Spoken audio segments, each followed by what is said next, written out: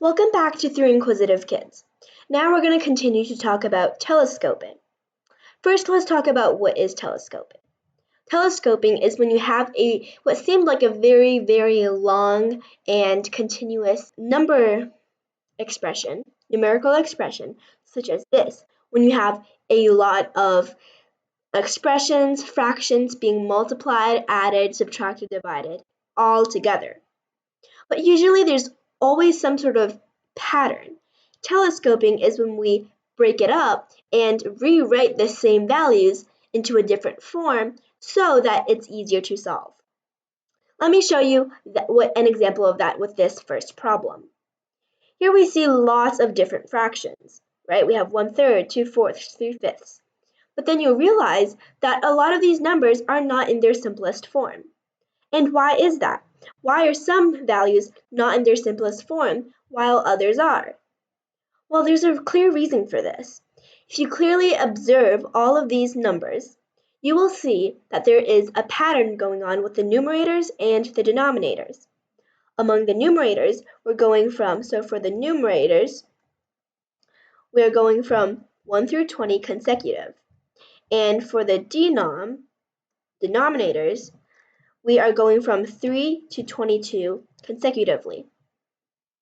This is why the maker of this problem decided to write it out like this to show you the pattern. So there usually is an intention behind doing things like this. So what is the pattern here? How can this pattern help with us simplifying this problem? Well, as you can see that this involves multiplication of fractions. And even when you first started learning multiplying fractions, you always knew that you should always try to cross-simplify to get the simplest answer possible. So how can you do that? How can you use cross-simplifying in this problem? In this problem, you're not just looking at the two fractions that are next to each other, but the next one over. For example, here we have 3 and another 3. Since there is a 3 on the top and a 3 on the bottom, eventually they're going to get canceled out anyways. So now we can cross-simplify them. These two 3's get canceled out. The next fraction after 3/5 will have to be 4/6. 4/6 would cancel out the 4 over here. And then the one after that would be 5/7. 5/7. That would cancel out the 5 on the denominator. So same with all of these numbers. This 18 on the top will be canceled out with the previous 18. This 19 will be canceled out with the previous 19. These two 20's cancel each other out. That gives us with two end numbers. There's 1 and 2 on the top and 21 and 22 on the bottom. This is when we just simplify the fraction, and it gives us the answer 1/231. So 1/231 is the final fraction that is the value of this expression right here.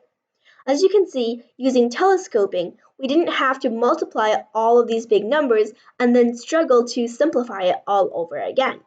We basically just looked at everything not by one fraction and another fraction, but we looked at everything all together, and that was where we could compare all of these values and find the pattern.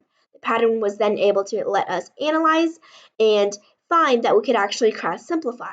So using cross-simplifying, we could solve this problem.